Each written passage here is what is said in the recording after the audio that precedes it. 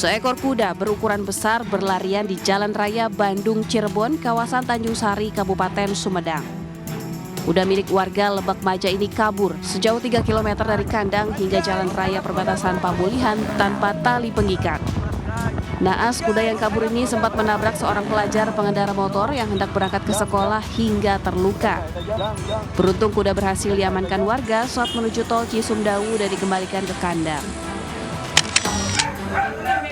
Sementara sejumlah warga mengevakuasi seekor babi hutan yang masuk ke sebuah warung di Kecamatan Tigonagari, Kabupaten Pasaman.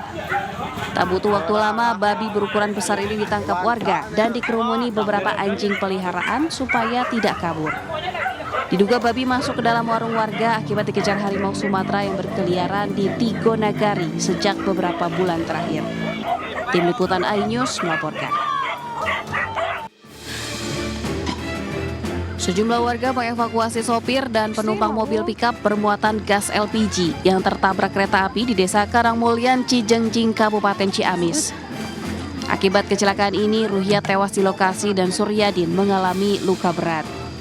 Warga kesulitan mengevakuasi kedua korban lantaran mobil terperosok ke dalam parit akibat terseret kereta api sejauh 20 meter. Diduga sopir tidak menyadari kemunculan kereta api Pasundan saat melaju di perlintasan kereta api tanpa palang pintu. Sementara 4 mobil ringsek usai terlibat kecelakaan beruntun di kilometer 10 tol Jakarta-Tangerang. Meski kondisi minibus ringsek akibat benturan keras, namun 4 pengemudinya selamat tanpa terluka. Dari hasil pemeriksaan sementara, sopir truk pasir mengaku mengantuk hingga terlambat melakukan pengereman yang memicu terjadinya kecelakaan beruntun. Dari Ciamis dan Tangerang, Tim Liputan iNews melaporkan.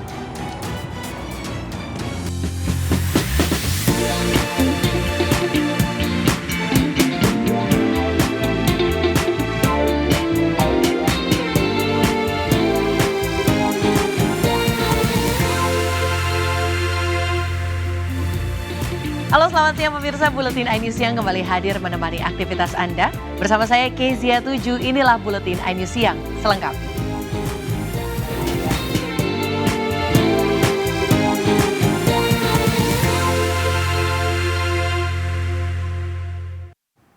Ya pemirsa, banjir bandang menerjang permukiman warga di Kampung Cibodas, Lembang, Kabupaten Bandung Barat akibat hujan dalam hitungan jam. Sementara di Kabupaten Musirawas, Sumatera Selatan, puluhan rumah warga juga dilanda banjir hingga akses jalan terputus.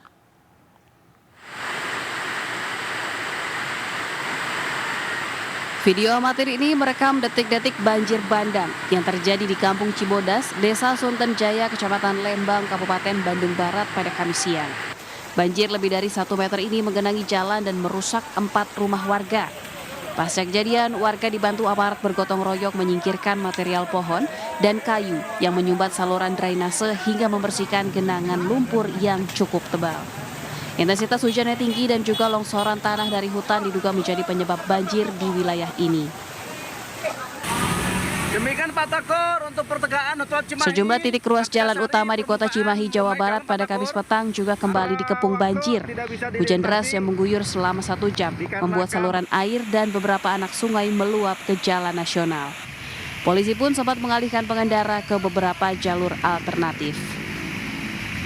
Untuk di wilayah Desa Hegarmana, di Cianjur, intensitas curah hujan yang cukup tinggi membuat pemukiman di sejumlah kecamatan terendam banjir. Luapan air ini lantaran curah hujan yang cukup tinggi hingga 2 jam dan membuat aliran sungai meluap ke jalan. Selain pemukiman, luapan aliran sungai juga merendam jalan desa dan pesawahan.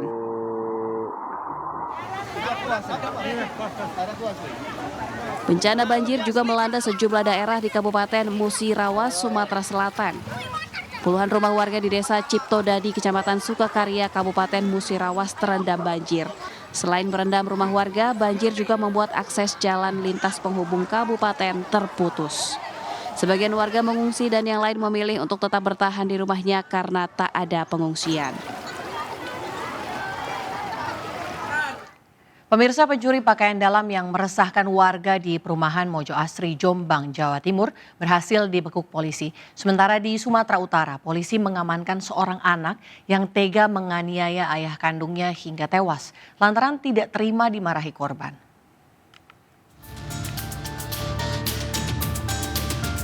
Pelaku pencurian pakaian dalam wanita yang meresahkan warga perumahan Mojo Asri di Kabupaten Jombang, Jawa Timur dibekuk polisi. Aksi pelaku mencuri pakaian dalam yang tengah dijemur terungkap berkat rekaman kamera pengawas. Saat ditangkap, polisi turut mengamankan barang bukti pakaian dalam dari tangan pelaku. Pelaku penganiayaan ayah kandung di Kota Padang Sidempuan, Sumatera Utara ditangkap aparat kepolisian saat tengah bersembunyi di dalam hutan. Penangkapan berawal dari laporan masyarakat yang melihat tersangka tengah melintas di desa Bargotopong. Dari hasil pengakuan pelaku, aksi nekat penganiayaan hingga berujung kematian sang ayah dipicu rasa tidak terima saat dimarahi korban. Polda Sumatera Selatan menggelar rekonstruksi pembunuhan satu keluarga di Desa Lumpatan, Musi Baju Asin, Sumatera Selatan. Dalam rekonstruksi, korban pertama kali menyerang pelaku menggunakan parang. Selain senjata tajam, pelaku juga menggunakan kayu bakar saat membunuh 4 nyawa sekaligus dalam hitungan menit. 4 korban adalah sepasang suami istri dan 2 anak yang coba melarikan diri usai melihat aksi penganiayaan terhadap orang tuanya. Kita beralih ke informasi dalam negeri, pemirsa. Sebuah sumur menyemburkan air bercampur gas dan melukai seorang warga di Kabupaten Pamekasan, Jawa Timur. Sementara akibat oli tumpah ke jalan, belasan pengendara motor terjatuh dan terluka di kawasan Pasar Minggu, Jakarta Selatan. Dan 2 informasi ini kami rangkum dalam Indonesia 24 Jam.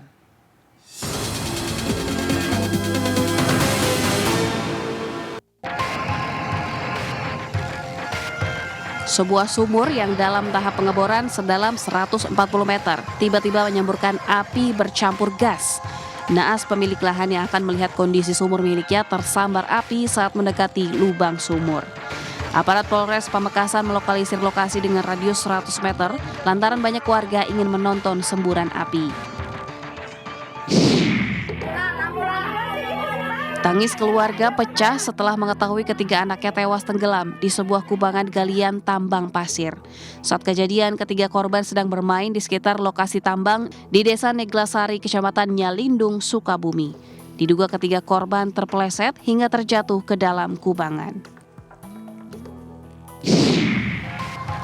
Sejumlah pengendara motor ini terluka usai jatuh dari sepeda motor di ruas jalan Warung Buncit, Pasar Minggu, Jakarta Selatan.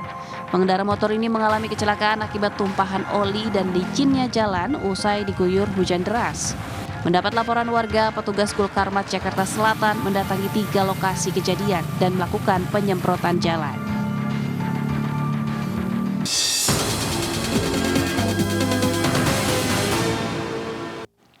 Selanjutnya, pemirsa, kudapan tradisional dengan isian gula Jawa dan dibalut parutan kelapa ini memang istimewa. Ini juga salah satu favorit saya, pemirsa. Rasanya yang manis, cocok dinikmati saat musim penghujan tiba. Seperti apa keunikan dari kue putu yang satu ini? Kita simak liputan berikut.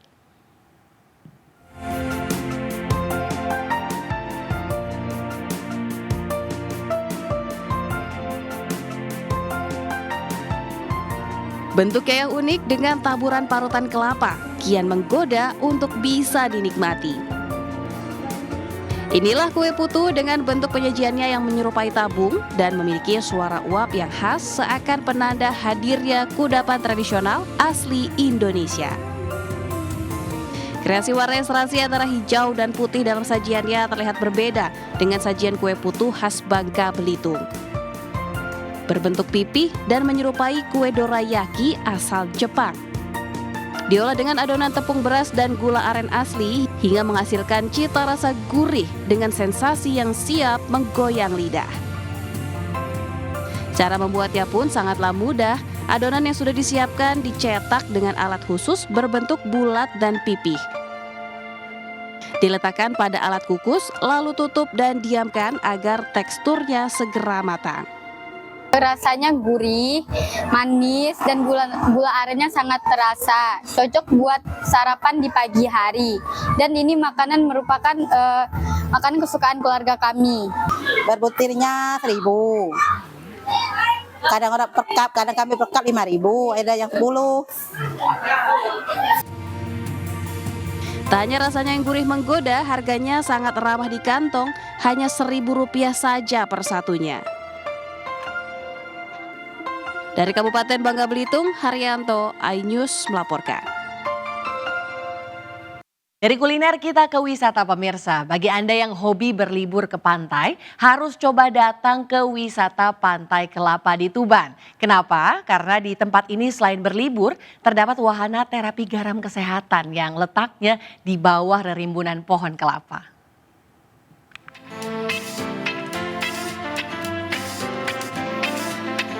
Berlokasi di Jalan Pantura Dendels, Kelurahan Panyuran, Kecamatan Palang, Kabupaten Tuban, Jawa Timur, Pantai Kelapa Tuban bisa menjadi pilihan yang tepat untuk melepas kepenatan setelah sepekan penuh beraktivitas. Selain menyajikan keindahan pesisir pantai utara Pulau Jawa, wisata ini juga dilengkapi dengan wahana kekinian. Seperti namanya, Pantai Kelapa memiliki banyak pohon kelapa yang membuat suasana menjadi sejuk. Ini pula yang membuat pengunjung menggelar tikar dan membuka bekal untuk santap siang bersama keluarga di tempat terbuka. Keunikan lain, pengunjung juga dapat menikmati terapi garam kesehatan dengan memanfaatkan campuran air panas dan garam.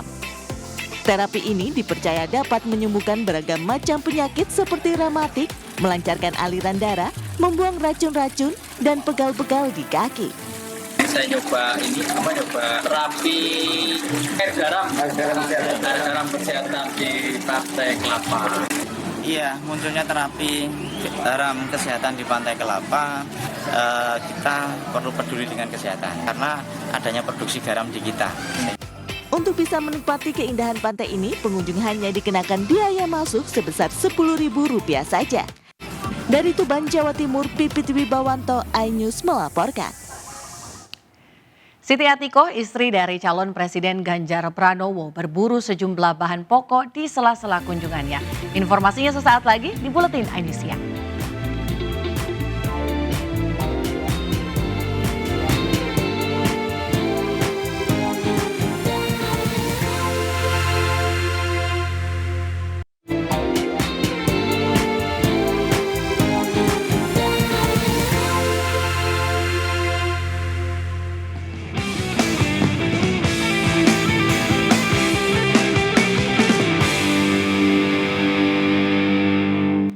Pemirsa, terima kasih Anda masih bersama kami di Buletin iNews Siang.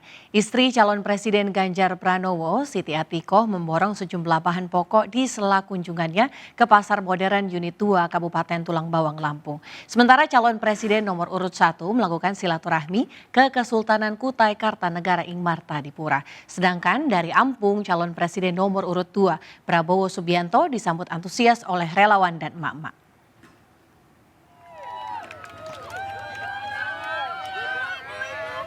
Siti Atikoh, istri dari calon Presiden Ganjar Pranowo, ikut berburu sejumlah bahan pokok di sela-sela kunjungannya ke Pasar Modern Unit 2, Kabupaten Tulang Bawang, Lampung.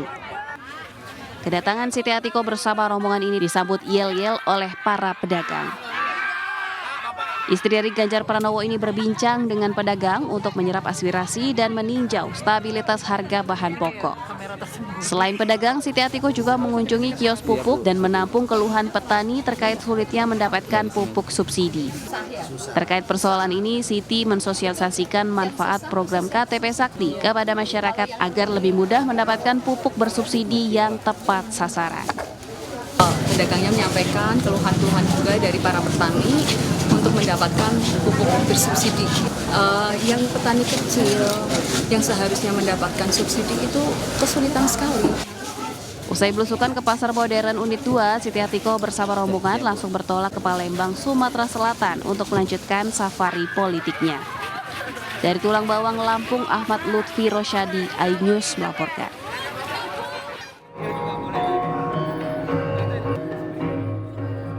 Calon Presiden nomor urut 1 Anies Baswedan mengunjungi Kesultanan Kutai Kartanegara Ing Martadipura.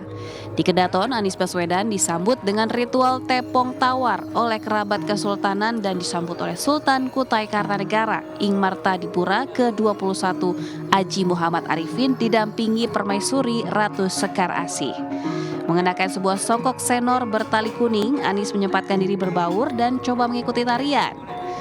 Kunjungan Anies kali ini sebagai bentuk permohonan restu kepada Kesultanan Kutai Kartanegara terhadap pencalonan Anies dengan tetap mengusung asas netralitas.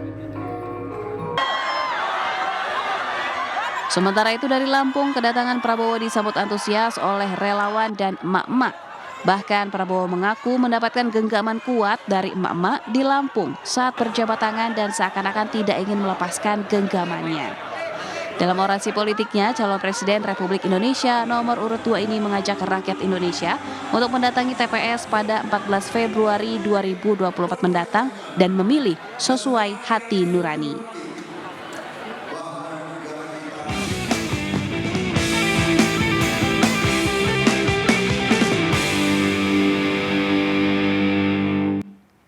Ya pemirsa, informasi tadi menandai akhir jumpa kita hari ini. Mari ulurkan tangan Anda untuk berbagi kebaikan kepada sesama bersama MNC Peduli melalui nomor rekening di bawah ini. Atau dengan scan kris berikut melalui aplikasi uang digital Anda. Dan informasi lebih lengkap juga dapat diakses di mncpeduli.org. Saya Kizia 7 beserta kru yang bertugas pamit undur diri. Selamat beraktivitas, terima kasih dan sampai jumpa.